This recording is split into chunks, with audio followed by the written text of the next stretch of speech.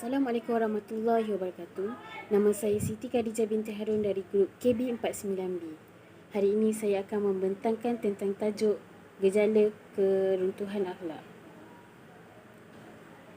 Gejala sosial dilihat sebagai satu perlakuan manusia yang terkeluar dari batas-batas norma dan diterima umum, baik dari segi aspek agama, sosial serta budaya kehidupan masyarakat. Gejala sosial juga merupakan fenomena modernisasi dan kejutan budaya yang melanda golongan remaja dan belia. Keadaan ini berlaku disebabkan kesan globalisasi yang melanda di seluruh dunia, konsep dunia tanpa sempadan yang pada awalnya ditumpukan kepada perkembangan ekonomi telah menular dalam hampir semua ruang lingkup kehidupan manusia sejagat. Penagihan dadah, seks bebas, rempit, isu bosia, buli di sekolah, lari dari rumah, buang bayi, rogol dan penganiayaan kanak-kanak. Contoh gejala keruntuhan akhlak adalah seperti dadah, seks bebas, sumbang mahram, rasuah, rempit, rogol dan buli. Antara punca-punca gejala keruntuhan akhlak adalah pengaruh rakan sebaya. Menurut kajian ketika usia remaja, seseorang itu lebih rapat dengan rakan sebaya berbanding keluarga. Oleh itu, rakan sebaya sangat mudah mempengaruhi seseorang remaja itu sama ada ke jalan yang benar atau ke jalan yang songsang. Kedua, kesibukan ibu bapa sehingga mengabaikan anak-anaknya. Kesibukan ibu bapa juga menghalang mereka untuk mengetahui aktiviti anak-anak seterusnya, membiarkan anak-anak bebas melakukan apa sahaja tanpa mempengaruhi, termasuklah melakukan aktiviti yang salah. Dan ketiga pula, pengaruh media massa. Pada zaman yang serba moden ini, media massa merupakan satu keperluan dalam kehidupan seharian. Media massa banyak memberikan kebaikan tetapi juga boleh mempengaruhi seseorang itu, terutamanya golongan remaja, ke arah negatif.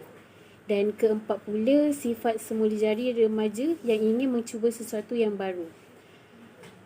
Walaupun pada awalnya niat mereka hanyalah untuk membaca, tetapi lama-kelamaan mereka akan terjebak ke arah aktiviti haram.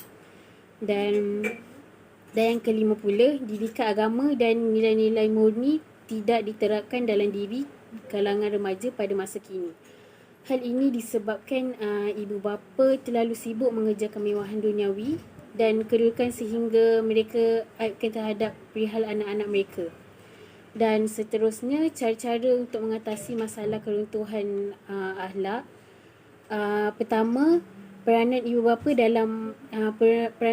adalah amat penting dalam memberikan perhatian yang serius terhadap anak-anak mereka. Ibu bapa hendaklah sentiasa memerhatikan setiap gerak-geri atau pergerakan anak-anak mereka.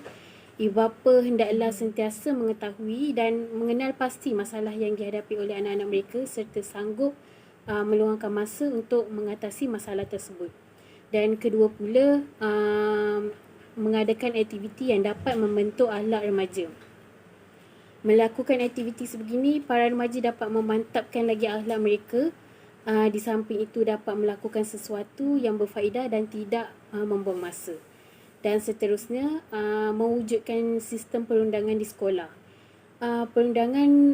Sistem perundangan undang-undang di sekolah di peringkat sekolah telah menimbulkan rasa takut di kalangan pelajar. Di samping itu, mengurangkan beban dan tanggungjawab pihak sekolah dan pihak ibu bapa dalam pengawalan disiplin. Dan keempat pula, pihak kerajaan seperti Kementerian Penerangan hendaklah memainkan peranan dengan memastikan setiap rancangan yang disiarkan sesuai untuk tontonan umum dan tiada unsur-unsur keganasan atau seks. Selain itu, rancangan-rancangan yang dapat membentuk jati diri kerohanian juga hendaklah diperbanyakkan untuk jati diri dan membaiki akhlak remaja. Dan kesimpulannya adalah, ibu bapa perlu memantau keadaan anak-anak mereka supaya tidak mudah terjebak ke dalam aktiviti yang tidak berfaedah.